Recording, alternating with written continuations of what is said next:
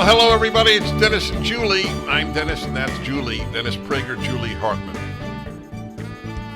You know that there were people in different parts of the world who told me that they watched Dennis and Julie. I just came back, as you know, from Romania, and Bulgaria, and Serbia, and Croatia, and Hungary, and Poland. And not one was a new country. Isn't that sad? I can't add to my list. But you observed a lot that was different, as you wrote in your column. Yes. No, it was, there's a lot to say about that. I will just say for a moment, Julie, to reflect on this as much as I've traveled, 131 countries, not that I'm counting, but it's the only brag that I inject on any occasion I can. But what is still remarkable to me is that Monday night, I gave a lecture in the Romanian parliament, not to the parliament, there were parliamentarians there, but I always want to make that clear. Truth is important, but it was in the parliament building. And then Wednesday, I was broadcasting here in California. It is crazy. It really is. I mean, I think about that when I just go to New York and come back in a day, but let alone in another country. And you're not tired. Oh, well, that's a separate issue. But he is not. He just did his 3-hour radio show. You did it yesterday. We're doing Dennis and Julie. Right. And I'm probably more tired. Yeah. Well, that's a gift. I'm very cognizant of it. But of course, my comment was not about me. It was about the age of the jet. I do wonder, do you think anybody imagined this 200 years ago and before that? I think about that so much. I don't think so. You do think about it? Oh, all the time.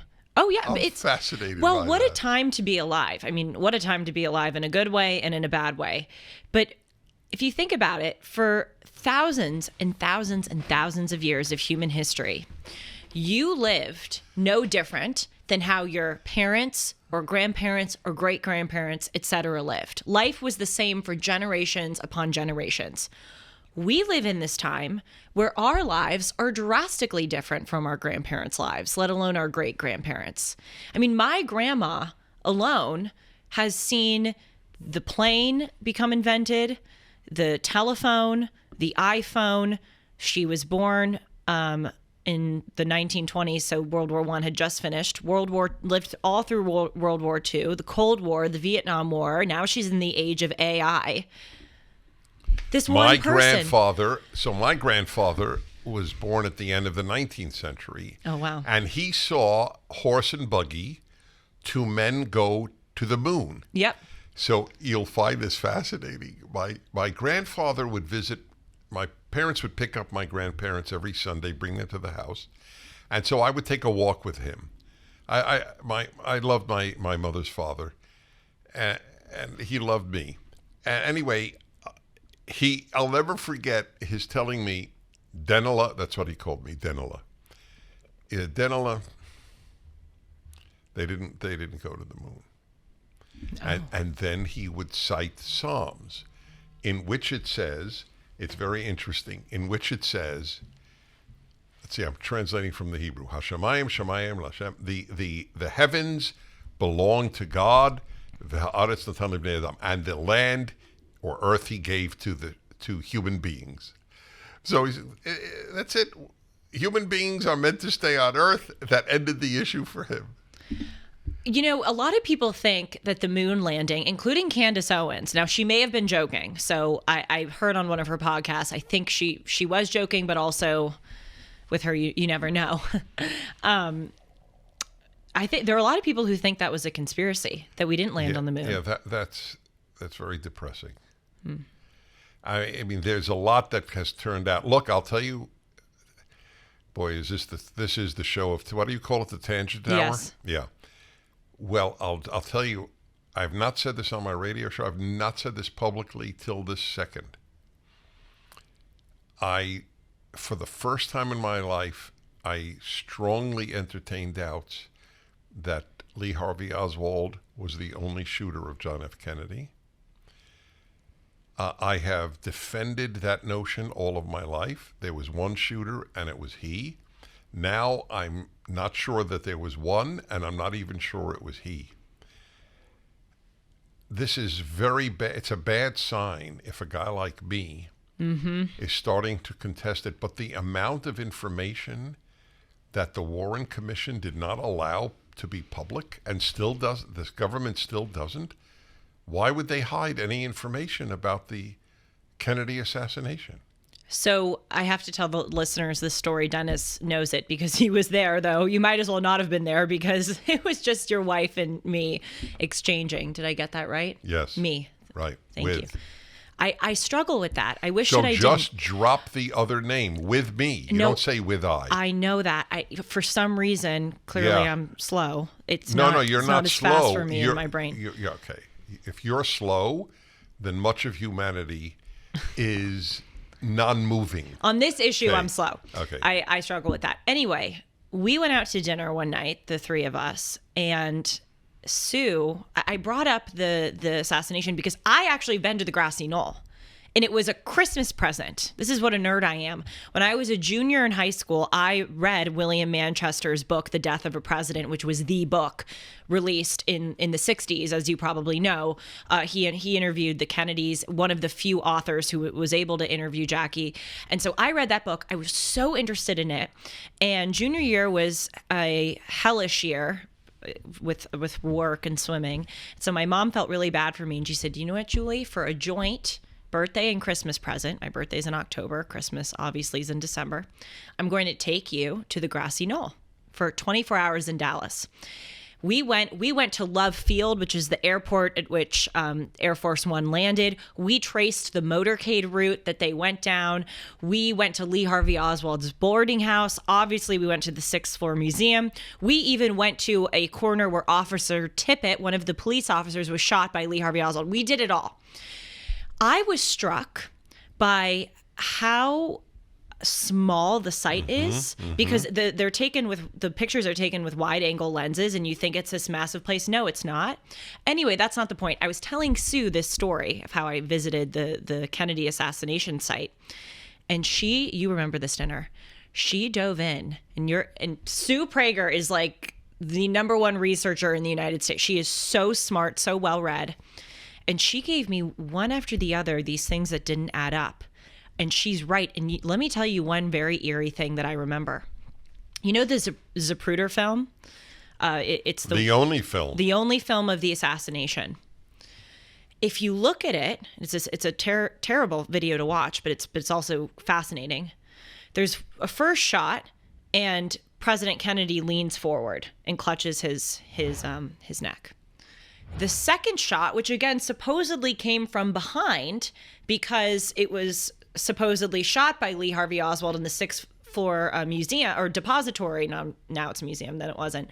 From behind, but in the Zapruder film, he lunges backwards, not forwards. If he were shot in the head from behind, as is the narrative, he would have fallen forwards. That's the way movement and gravity works. But in the video, that second shot that hit his head goes backwards. That was one of the things that I thought was eerie. Didn't add up. I don't know nearly as much as Sue does on this, but I'll give you one more. If it's true, the Warren Commission never saw the autopsy pictures. Really? That's a little scary. If that's true, they got drawings, but they never got the pictures. Why didn't they get the pictures? Look, it's a very the whole thing's disturbing. How did we even get onto the Kennedy assassination? Oh, because I usually could trace things. I know, back. I usually can too. You were talking about your grandfather seeing the horse and buggy, and then the man on the moon, right? And then because I said the moon. Some people think the moon landing was a conspiracy. That's how we got there. Well, look, Dennis, I hate to say it because I don't like to consider myself to be a conspiracy theorist. I've never, at least to my knowledge, entertain them. But a lot of so-called conspiracy theories have come true. Remember when it was a conspiracy theory that COVID came from a lab and not from a bat? That turned out to be true. Remember that it was a conspiracy theory that President Trump did, in fact, not collude with the Russians in the 2016 election? That turned out to be true, that he did not collude. There have been several examples of that. Well, it's getting worse and worse, actually. Is it a conspiracy theorist only who believes that the World Economic Forum would like the world to be run by people who have some centralized authority. It's obvious that they do. Anyway, I want to go back to Europe for a moment. I wrote one of my columns about a different sense that I had living there than in America. I have to make this clear. I've gone abroad every single year of my life since before your age, since 18. Only 2020, because there was nowhere you could go. Even 2021, when it was very hard to go abroad, I did go to Hungary to give a speech. So I've come back to America vast numbers of times. And all of my life, welcome to the United States, or the immigration officer checking your passport, welcome home. And I got the chills, and I'd see the American flag. And I don't have that anymore. Do you understand what a price that is? See, this is back to our discussion. Who's it worse for, the decline of America in every way now? Your generation, for whom this is your present and maybe future, or my generation who has seen the decline? I don't have an answer to the question, but it's a fair question. And I don't have that anymore. And when I was in these countries in Eastern Europe now, 4 of them, and I will show you pictures. If I said to you, I took these pictures when I was a kid in the 60s, you would say, yeah, it makes sense. Couples holding hands. I mean, of course, there were couples who hold hands in America, but the proportion, people just walking in public squares, just walking, kids playing with one another. The kids, I didn't see any jaded kids. The average American kid today has a jaded look. Yep. Like nothing moves them, and they can't innocently laugh. These kids radiated in innocence. Young couples, old couples, middle-aged couples holding hands, people laughing in the streets.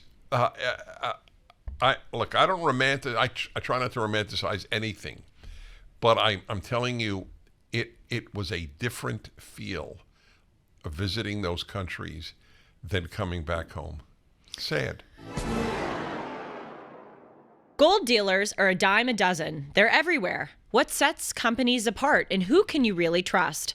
This is Julie Hartman for AmFed Coin and Bullion, Dennis's choice for buying precious metals. When you buy precious metals, it's imperative that you buy from a trustworthy and transparent dealer that protects your best interests. So many companies use gimmicks to take advantage of inexperienced gold and silver buyers. Be cautious of brokers offering free gold and silver, or brokers that want to sell you overpriced collectible coins, claiming they appreciate more than gold and silver. What about hidden commissions and huge markups? Nick Grovich and his team at AmFed always had Dennis's back. Nick's been in this industry for over 42 years, and he's established a reputation built on trust, transparency, and fair pricing. If you're interested in buying or selling, call Dennis's friend Nick and his team at AmFed Coin and Bullion, 1-800-221-7694, AmericanFederal.com, AmericanFederal.com.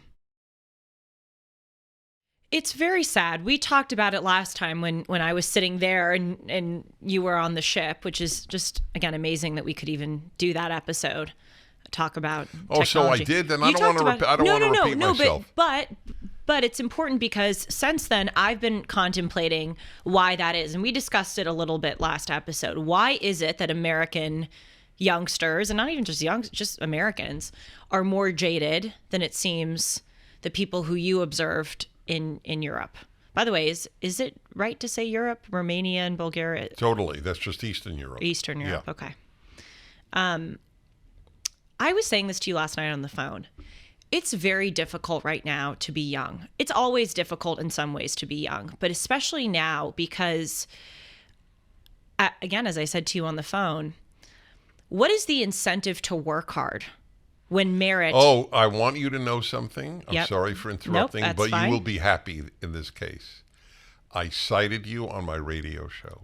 Oh, with thank you. Point. That point is bloody brilliant. Thank you.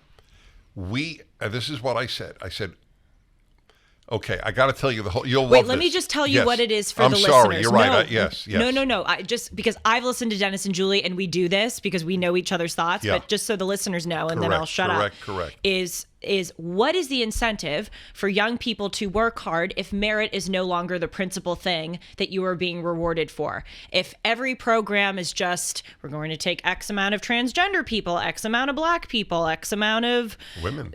Yes, women. And I'll tell you another thing. There's not an incentive to work hard because merit is no longer being rewarded as much as it was.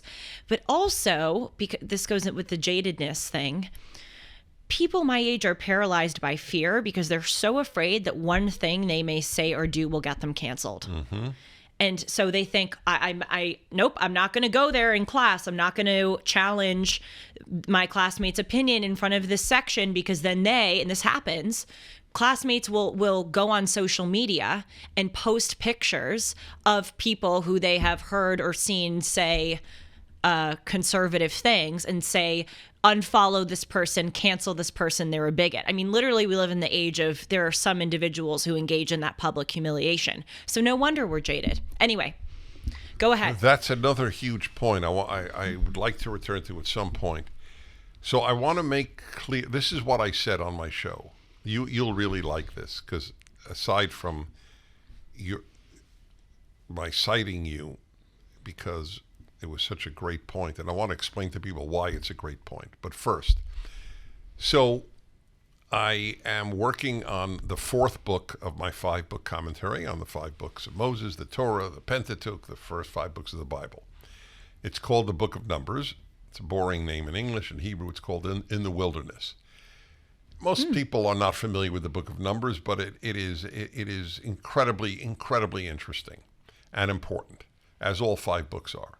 Anyway, I'm up to chapter 27, and in the chapter is one line, and you know how much I show might be pregnant in one line, because I'm so delighted, avid reader of my Bible commentary. So it speaks about, there were 2 brothers, Moses and Aaron. So Aaron had a son. Aaron had 3 sons, actually. Two died at the hand of God. It's a separate issue. But one was the high priest. So he succeeded Aaron, who was the high priest. His son succeeded Aaron. But Moses' sons did not succeed. Neither succeeded Moses. And who did?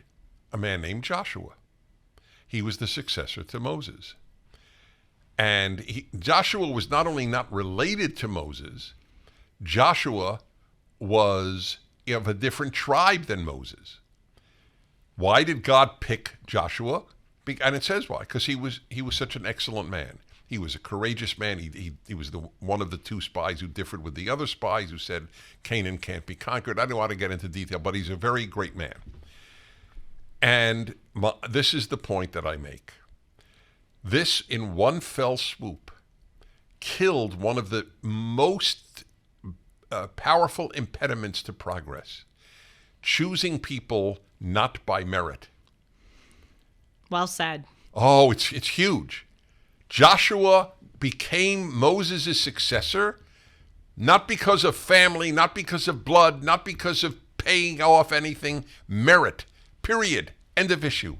It started with that story. Moses' sons, we hear nothing about. Must have bothered Moses. Aaron's son succeeded him. Why didn't my son, or one of my 2 sons at least, succeed me? Because there was a guy with more merit named Joshua. And that we are undoing the bases of civilization. I now have another book for you to read, because you read books like people eat candy bars. They do, with the same joy, except this is more lasting. And it's titled Who Prospers? Oh. Yes, Lawrence E. Harrison. I read this many years ago, and he asks the greatest question, most important question. Why do some societies prosper and others don't? Yes. This guy spent his life, he was an American scholar, thinker. He spent his life with U.S. aid. That's our big international aid thing. And he was in Latin America most of his life, and the head of the missions in various countries. And he asked the great question, why is North America successful and South America and Latin America or Central America not successful? And this was one of his biggest reasons. They have familism. We don't. You want to give a job in Latin America, you give it to your son, your son-in-law, your cousin, your uncle, you're this, you're that. In America, you gave it to the best guy. Totally. We are going backward. The whole anti-merit thing, and that's when I cited you, the whole anti-merit thing is backward. You cannot prosper as a society if you don't reward merit. Period, end of issue. You can't. You know that there's an Asian student, he had, what is the highest score on SATs? Oh, I saw this. What is the highest possible? 1600, he had a 1590. Yeah, 1590. And he was rejected by 6 colleges. Yep. Oh, it's total discrimination. Oh, total. It's because he's Asian. Yep. Harvard did this to Jews in the 1930s. There were too many Jews. It's a very famous story. You're right. So the United Airlines is reserving half of its places for pilots to women and minorities. Not to the best pilots, to women and minorities. They may be great, they may not be. And the left, of course, the left crushes everything it touches, and the issue. This is another example. Anti-merit means the end of the society in which you live. We will now go backwards. We will go into a pre-Mosaic world of nepotism. And in this case, not by family, but by race, gender, and sexual orientation. So your point, I want to explain to people why it was such a great point. When we oppose dropping merit, we think of it being unfair to those who strive for merit. But your point is it's just as unfair to the ones who benefit because they won't work hard. That was a great, great point. I hadn't thought of it, Jules, and that is a big deal. So I just wanted to commend you, but that's exactly what's going to happen. So 2 things happen. The society will suffer because merit will no longer be the reason for anything, and any position, any quote-unquote achievement. And secondly, it says to people, it says to the ones who work hard, don't bother working hard because we're not choosing by merit. And it says to the minority, whatever that minority is called, sexual or gender or race, there's no reason to work hard. You're going to get ahead just because of your gender or race.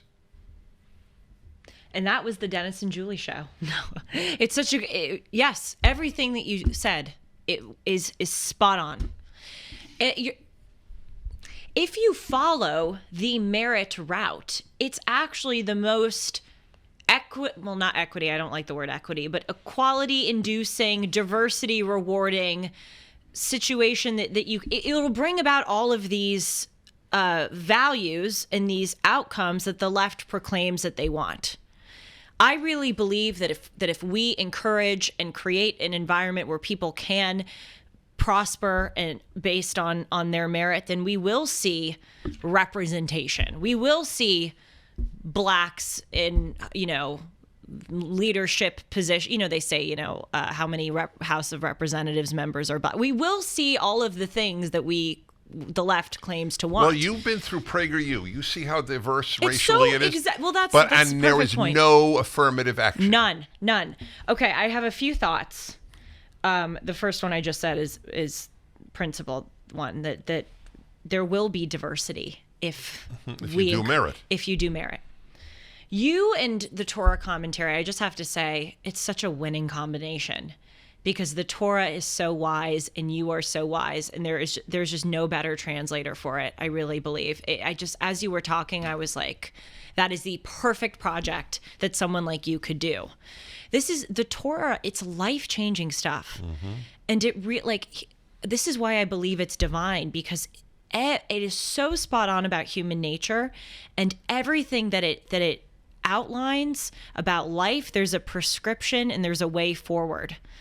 And it makes me think too that the fundamental difference today in American society isn't so much Democrat and Republican or liberal and conservative. It's anti-civilizational versus civilizational values. That is the place that we have come to now.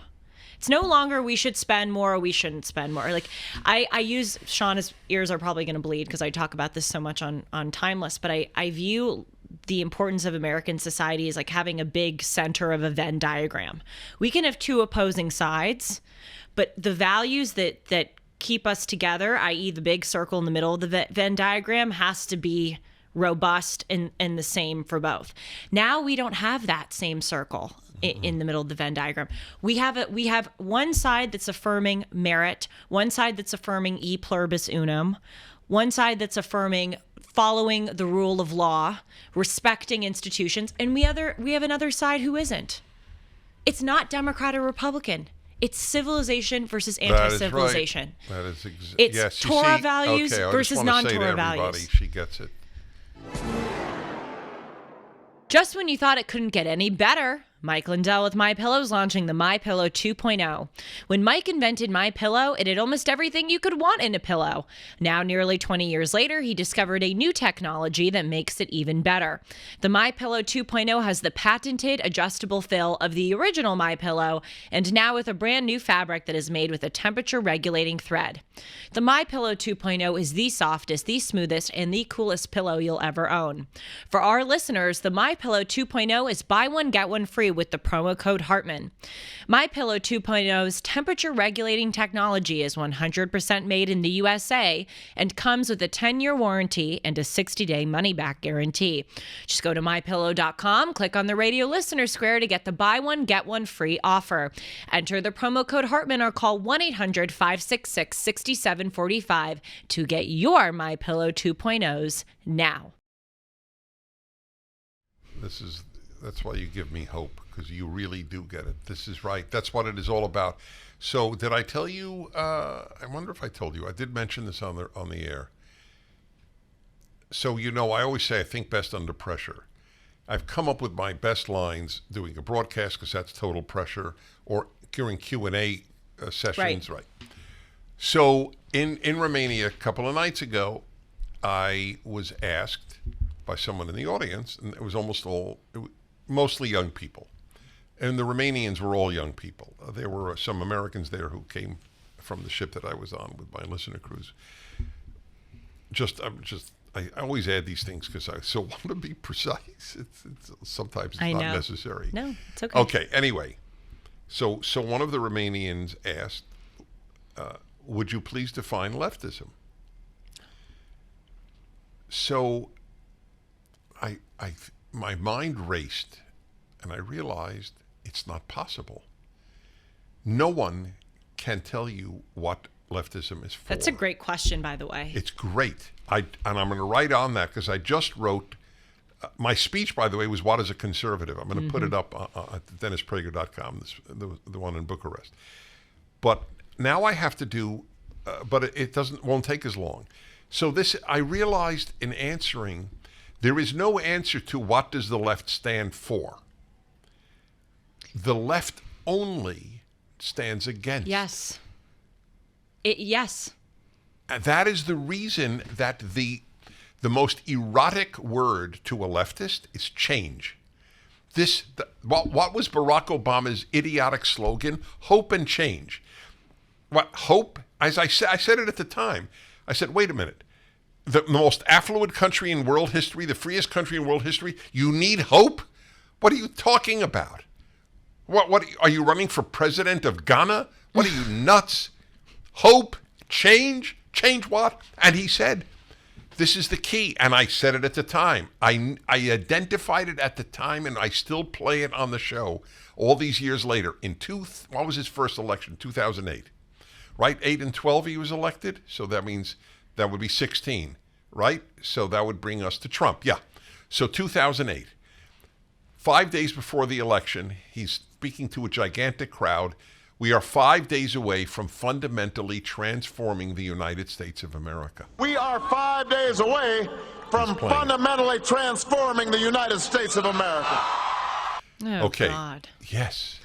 That's really important, Julie. This is my point. That's all they stand for. Fundamental transformation. That was the French Revolution, that was the Russian Revolution, and that is the leftist revolution here. That is, they don't stand for making, they stand for transforming. Yep. It's so true. Yeah, it's. So how did you answer it? That's what I said. I said all they want to do is destroy. We want to. The conservative wishes to conserve the most beauty, the most wise, the most profound, the best of everything. They don't. We want to preserve the nuclear family. They want to. They don't. Right. They admit it. The nuclear family is heteronormative bigotry. And what's the alternative to the nuclear family? They don't have a ideal alternative. No, that's it's correct. Just anarchy. It's whatever you want it to be. Yes, that's right. No, it's so when I first realized this, I gave this speech at Harvard 3 weeks before I graduated in the Memorial Chapel, and it was on anti-Americanism. It's about 5 minutes long. You can go and Google it. Just Google Julie Hartman, anti-Americanism, Harvard senior speech. And I went through and I listed all of these things that the left seeks to tear down, and that people on campus the ideas that people on campus adopt, and I say it's a shame because we are undermining the very system that we've benefited from, and we are only mouthing these talking points because we think it will personally or professionally advantage us. That was the gist of my speech. But I went through and I said, those who decry the nuclear family came from two-parent households. Those who criticize the Bible adopt Judeo-Christian values without even realizing it in their own lives. And I also went through and I said the things that we remain silent on. I said the New York Times says that the American Revolution was fought to preserve slavery, and we remain silent. The American Medical Association wants to remove gender from birth certificates, and we remain silent. Black Lives Matter embezzles millions of dollars that was supposed to go to prison reform and school building, and we remain silent. And so I had some people who gave me a hard time for that speech. By the way, there were so many people on the internet who commented, wrote letters to me. I mean, it was overwhelming, the response, and I was so grateful. But of course, there were people who gave me a hard time. And you know what a leftist said to me? He said to me, the whole speech was you criticizing. The whole speech was you, tearing something down instead of advocating for what you want to build up as a conservative. And I said, no, you have it totally wrong. I am criticizing, I am wanting to tear down the people who want to tear America down. The extent to which I was criticizing in that speech was I was pointing out the people who criticize. I want to conserve this system. I am getting mad at the person who seeks to undermine it. But it was just interesting that person couldn't, this leftist who made that challenge to me, couldn't see that. It's totally true. All they seek to do is change, and they not only present alternatives, but I don't even think they see a need to have an established alternative. Does that make sense? Yes. They just think anarchy is the alternative and that will be right. okay. That's right. It's not even, I would actually respect them more if they had a precise alternative to, for instance, the nuclear family. If they had said, well, polygamy is better. They don't even have an identified solution. Anything you want to say is a family is a family. It's just whatever you want. There is no ideal. How do they think that's going to work out? They don't think that way. Okay, you Yes. asked a conservative question. How do you think it will turn out is a conservative question. Yes, you say that. Once you ask what the consequences will be, you're yes. conservative. What is the price is a conservative question. There are no prices. They don't think in those terms. This is a very scary period when the dominant culture is tear down. The counterculture has become the dominant culture. Yes, literally counterculture. Yes. It is counter to Yes, culture. yes, literally. So The poop sculptures that I always talk about. Are you familiar with that? I'm not, but I'm familiar with the piss Christ. Okay, so that's related. Correct. Piss Christ is related, where the Andres Serrano put a crucifix in a jar of his So urine. sick. And by the way, it went from it got a National Endowment for Humanities award. The museums that showed it.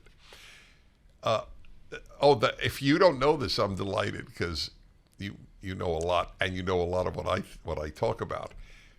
I don't know, about 7 years ago, maybe less, there was a major exhibition at a major Dutch museum, a very big one, of what they called sculptures of turd.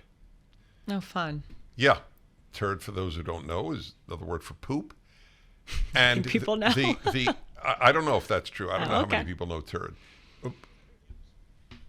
Yes, he just said to me, maybe he'll title this episode Sculptures of Turd. You could, as far as I'm concerned. Oh, he turd would. is another word for poop. That's what he wants. That's very funny. So the New York Times, in the art section, seriously reviewed this exhibit. Seriously. Of giant, larger than human turd sculptures. It's another example. It's only tearing down. What does the left stand for turd? I mean, if they did, your point is well taken. At least say what you stand for. Yes. We love turd. Yep. Okay, fine, but they don't. At least you have just principle. Tear down. Yep. Okay, so two points I want to make. By the way, thank God we've instituted this write down the points during Yes. D&J, because otherwise we just forget. First, I may have said this on the program, but the last time I was in New York, my friend and I went to the Guggenheim Museum on 90th and 5th. And this was stupid of us. We should have looked ahead and seen what exhibits were available. But we stupidly thought, oh, it's the Guggenheim Museum. They're going to have something worth seeing. No.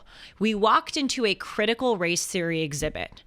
It was so bad. I actually have photos of it. I can send them to Sean and you can put them up. Was it busy? It was busy, and it was.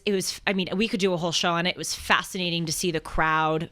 A lot of people were masked.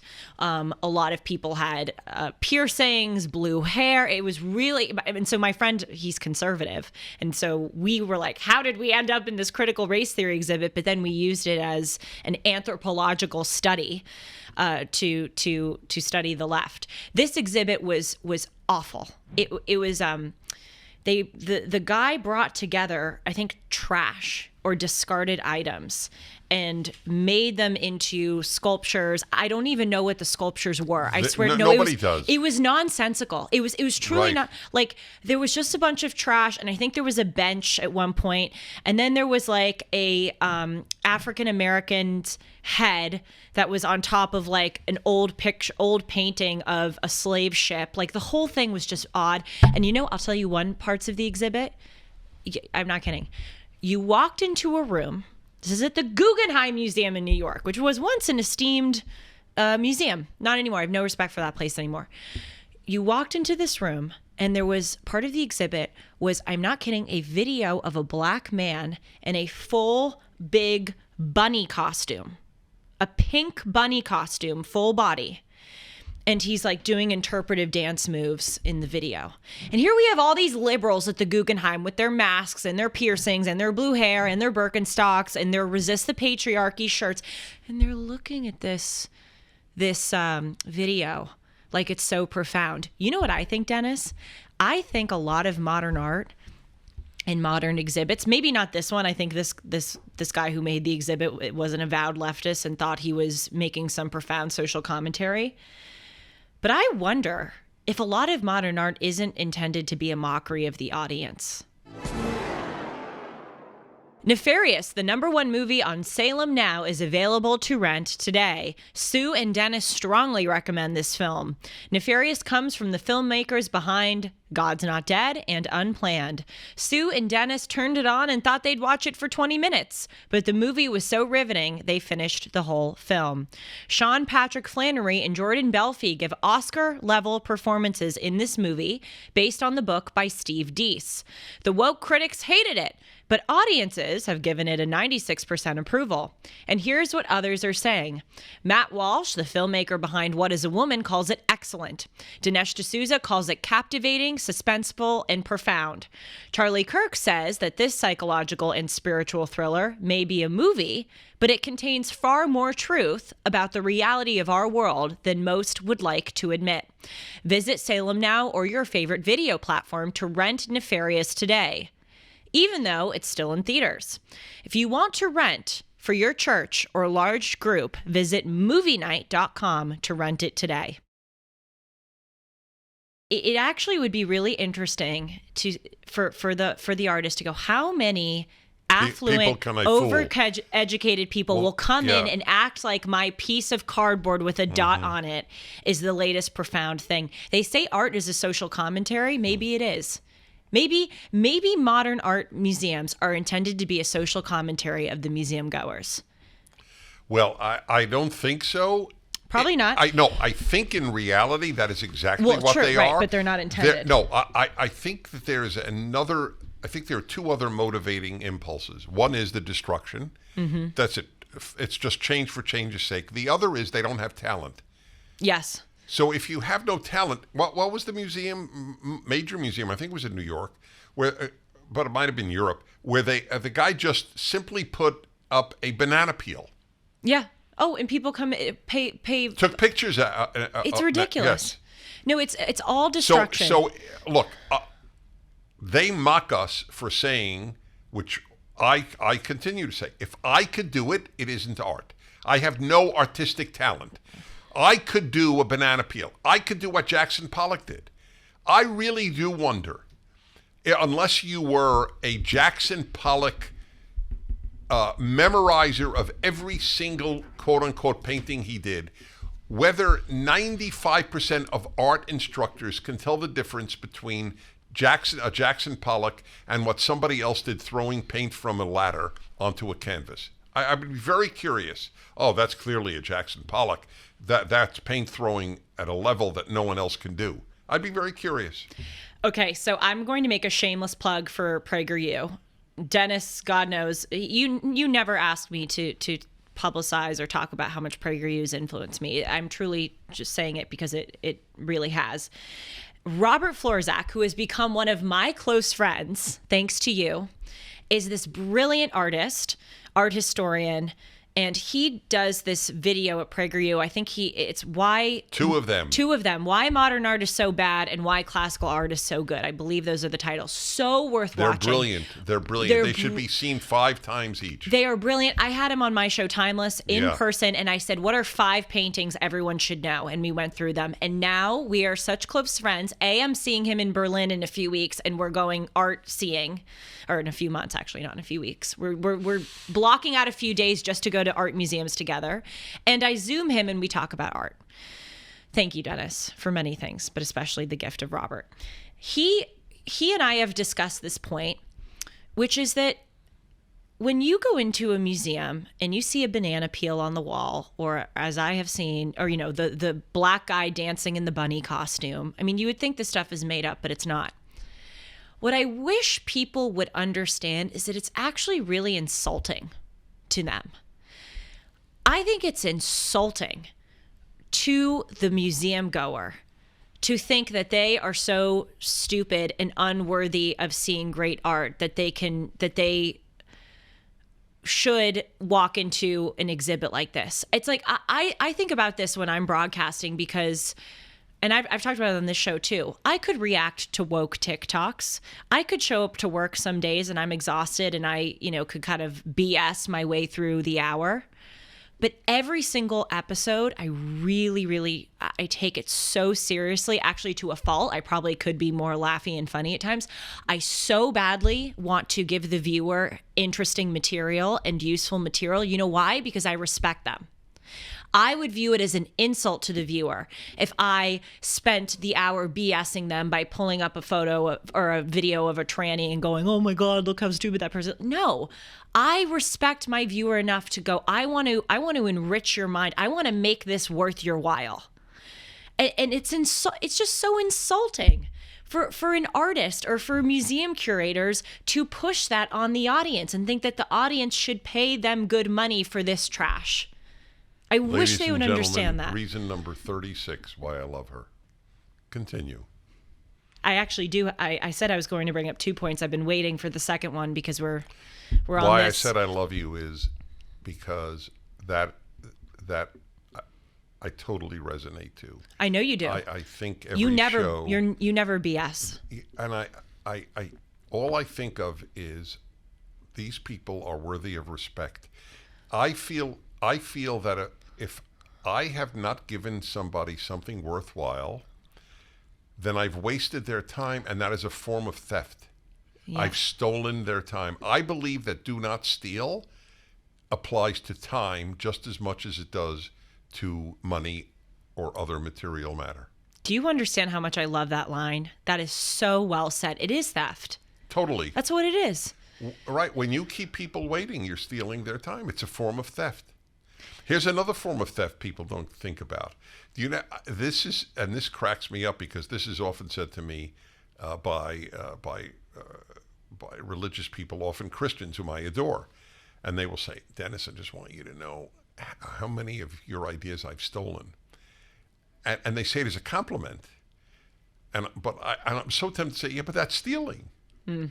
That's, by the way, that's a big Jewish principle that I really have always embodied. I think that, what does it say? Maybe the one whoever brings a word, when you translate it's so awkward. Whoever brings a word or a thought, whoever brings a thought in the name of the person who said it brings redemption to the world. It's a great line, which you learn in Hebrew. It's what I was working on in my brain.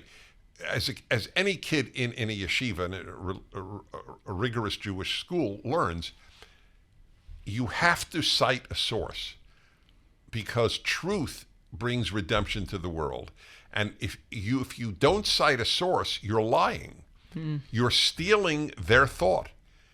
That's why, for example, there's a thought that I cite in Genesis where God said it's not good for man to be alone about Adam, and I heard once a brilliant thought: even God is not enough. After all, Adam knew God. God is saying, I am not enough. You need a human being. So it's a brilliant thought, but I don't know who said it. But I write in my commentary. You do. I don't know who said it. You do. But it isn't my thought. It's true. He doesn't. I'm adamant about that. If it isn't mine, I have to give credit to whose it is. Look, I know I'm complimenting you. I don't care. It's worthy of compliment. You're really, really diligent about that. I've noticed it. I noticed it from the... Well, it was inculcated in me at a very young age, and it's a beautiful, brilliant thought. And above all else, it's a gracious thing to do. Yeah, that's exactly right. Well, it isn't mine. I would be racked with guilt, and I don't like guilt. I like walking around without guilt. I got an interesting thought on a totally separate issue. It's been very intense thus far, today's Dennis and Julie, which is fine. We're both light but intense people. It's a good way of putting it. So here is an interesting thought that I reflected on, and you made me think about it because you said, it's amazing to me that just the last Dennis and Julie, I was on, what country was I in? Do you remember? Serbia. Serbia, okay. And I was doing it from my room. It's amazing. Totally. But I want you to know, and this is really, really important. I thought it was fine, but it does not compare to the shows we have when we're together. You're right. And I felt it afterwards. I hope people watch it. I'm proud of every Dennis and Julie. But we do better in person. And I want people to understand that, because there is this thinking, oh, we don't have to go to the office. We could do everything by Zoom. We could do everything by Skype. Listen, I don't live in the same part of the country as my grandchild or my grandchildren. So I Zoom with him every week or almost every week, and it's invaluable. I know that. But people should never delude themselves that there's any substitute for in-person. That's the key word, substitute. It's a great resource if you don't have the access to the person. But it is not a substitute. That's correct. This is a better show than last week's. Last week's is excellent, all that, good talk. But and God forbid it should ever be the same. Mm-hmm. I mean, the thought that real can be ever changed. It's not real when you're not together. When you're talking via Zoom, the words are important. You can even see gestures. As I said, Yes. It's great. It's better than nothing, but it doesn't compare to this. Well, we saw that when I came home from college, and that first Dennis and Julie, when we were in person, it was magic. Yes. It was magic. That's it was right. really fun. So it shows you how much we really do think about producing a good product, that we would both have that thought. Because after the last Dennis and Julie, thought it of too? course, yes. Well, it's just there's no doubt in person is better, but we really do take it very seriously. This not giving people a diminished product, not BSing people. I was thinking when I listen to radio sometimes, and I can tell the host is BSing or riffing until the commercial. Sorry, I'm so taken with this theft point that you've said. I think it is so astute. I feel robbed, and I feel and look, I know I'm using extreme terms here. There's being robbed when you're listening to someone BSing, and then there's actually being robbed. I get that. But I feel like, I placed my faith in you. Like, I went to this channel. I could have searched for other channels. That's right. I've spent the past 2 minutes trying to get invested into your point, and you are just taking me down a magical mystery tour that is giving me no intellectual benefit. And it just... yeah, maybe I'm being too dramatic about it, but I feel a little used. Hi, folks. We're delighted to announce Dennis's next listener cruise with our friends at Coastline Travel, England, Iceland, and Greenland, June 24th to July 5th, 2024. They're going to be sailing on the Regent Seven Seas on one of the most beautiful, luxurious ships Dennis says he's ever seen. The Seven Seas splendor with white glove service, spacious rooms, and superb cuisine. Regent is a 5-star luxury line and all-inclusive. That means business class air, 1 night pre-hotel in London, shore excursions, unlimited beverages, gratuities, and of course, special events with Dennis, all covered in the cost. Visit spectacular places in Iceland, 1 port in Scotland, the Faroe Islands, and 3 ports in Greenland. As Dennis always says, the best reason to travel is the kindred spirits you will meet on the journey. These trips always sell out fast. Click the banner at DennisPrager.com or call 1-800-345-2483. Again, click on the banner on Dennis's website or call 1-800-345-2483 or email them at PragerListeners@CoastlineTravel.com. Again, click on the banner on Dennis's website or send an email to PragerListeners@CoastlineTravel.com. I feel like, I placed my faith in you. Like, I went to this channel. I could have searched for other channels. That's right. I've spent the past 2 minutes trying to get invested into your point, and you are just taking me down a magical mystery tour that is giving me no intellectual benefit. And it just... yeah, maybe I'm being too dramatic about it, but I feel a little used, or I feel a little Abused. Yes, like I am just your ears for your So BS it's right very now. interesting. So I started radio literally 40 years ago, and I remember I said to myself from the beginning, I will never talk like so many of the others do. Yeah. Have I told you this? Yes. Hello, I'm Dennis Hey, Prager. hey, all right, everybody. Yeah, you well, don't. so therefore, it's fascinating. I get 2 reactions constantly from people in the street, at restaurants, wherever, airports. One, I feel like I know you, Dennis, and to which I always just say, you do. Number 2, I don't think you've heard me say this. So frequently say, you sound exactly like you do on radio. They're shocked that I talk the same off radio as on radio. Well, you literally do. I mean, and by the way, I try to do that myself. I don't even know if I do it, and it's not intentional. When you are speaking to people, it's very difficult not to change your voice right. even a little bit. Yes. Just even for the sake of enunciation.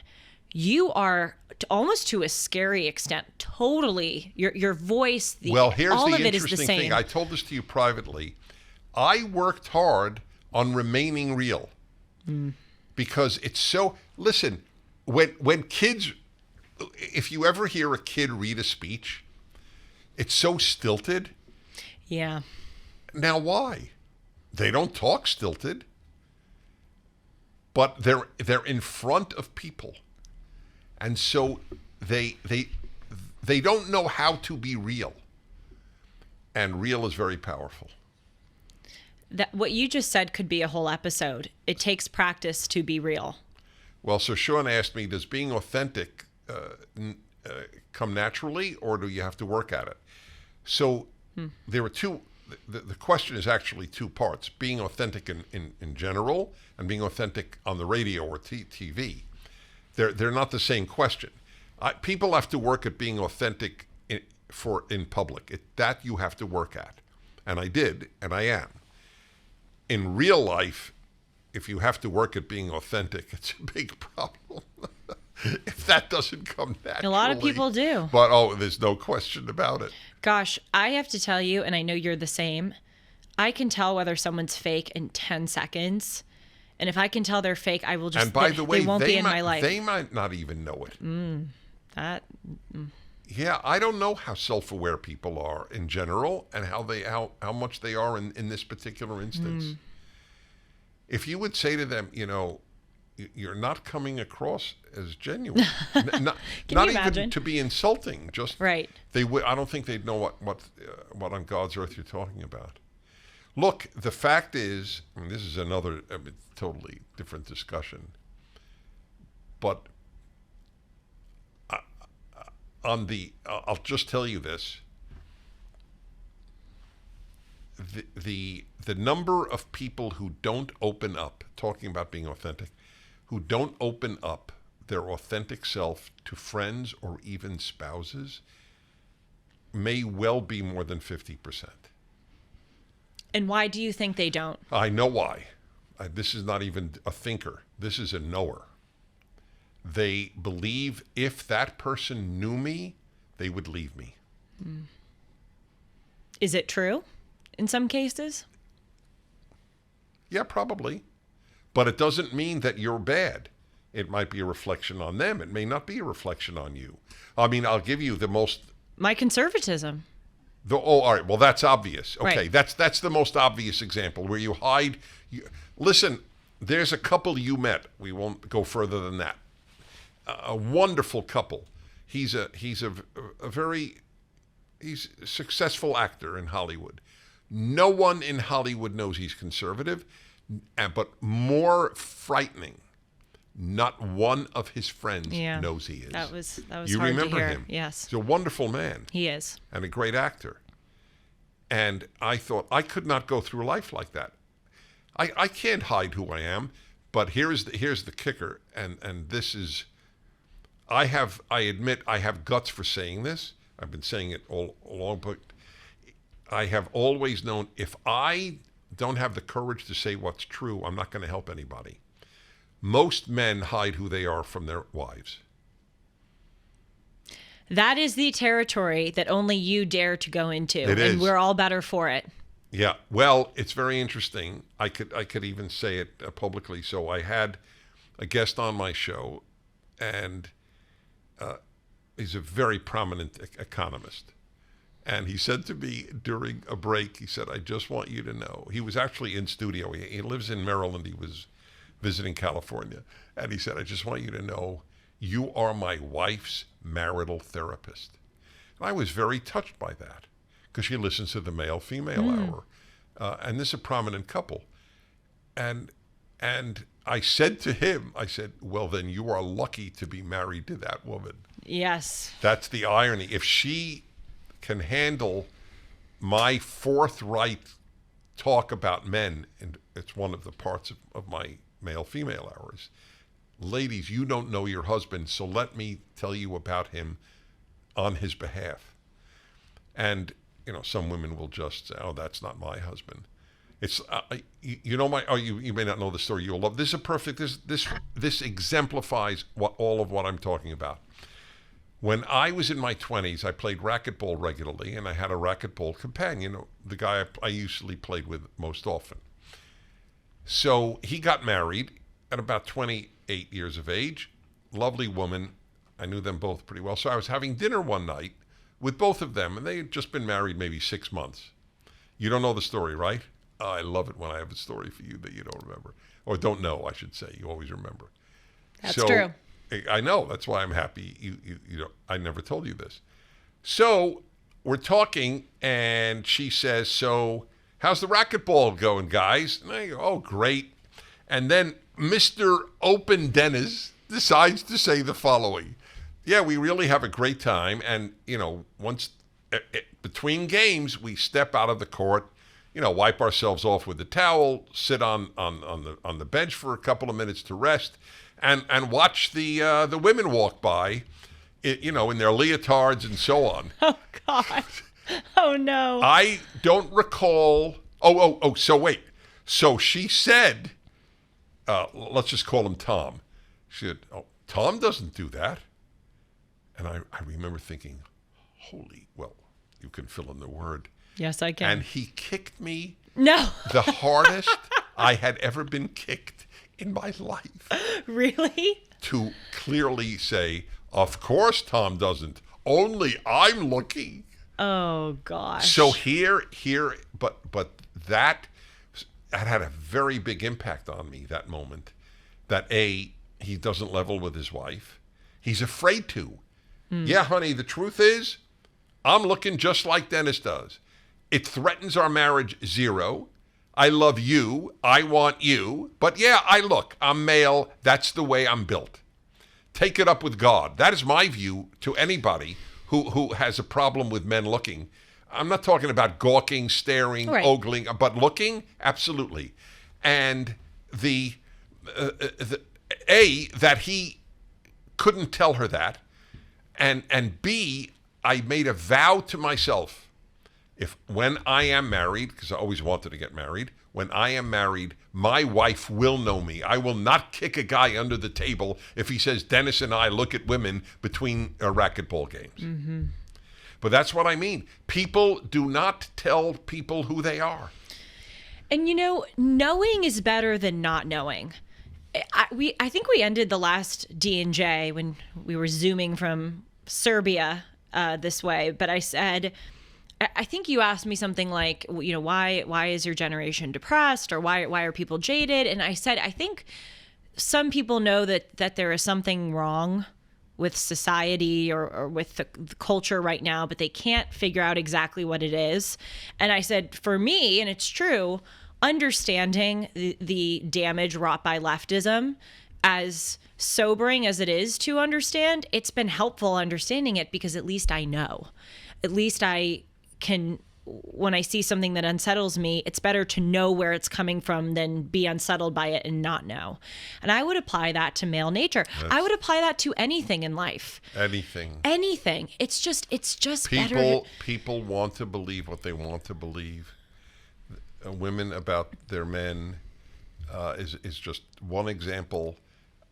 People don't want to believe that there's luck in life. When I first said on the radio, that's why it's so been invaluable to me to have a radio show, because I get feedback from so many human beings. Look, you see just the feedback from Dennis and Julie. Oh, yes. It's invaluable.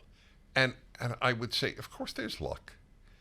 I just read a story on my radio show of this girl. I was fighting back tears, which is very rare for me on a radio show, who had been raped by her father repeatedly from the age of 5. He finally committed suicide. He was a raging alcoholic. And after years of this, he committed suicide. And then she was then abused by the pediatricians and psychiatrists who said, oh, your problems are not that. Your problems are you really are a boy. And so she had her breasts removed, and she so deeply regrets it. Anyway, all I'm saying is, it's not bad luck that she had such a father. Right. Or such a pediatrician. But people don't want to believe that there's luck. I'm religious. I don't believe God had this girl raped by her father. What kind of vision of God is that? God allows bad things to happen. Okay, that's a fact, because he allows free will, but people don't want to believe what they believe what they want to believe, and they reject what they don't want to believe.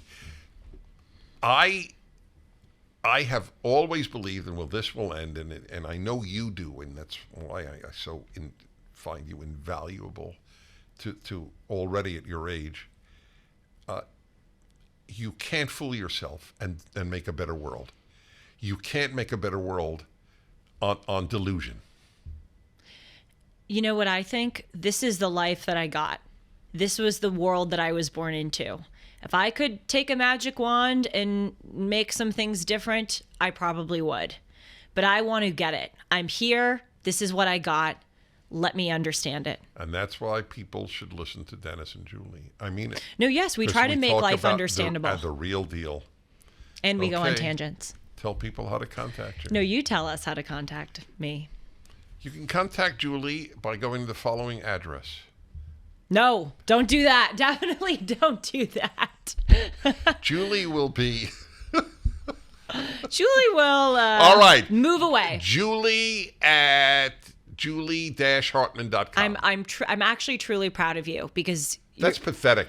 You know, that's the sort of proud of. It's like when the kid makes a bowel movement and is like, I'm really proud of you. That is the level I think that was on. This really should be the title of the episode.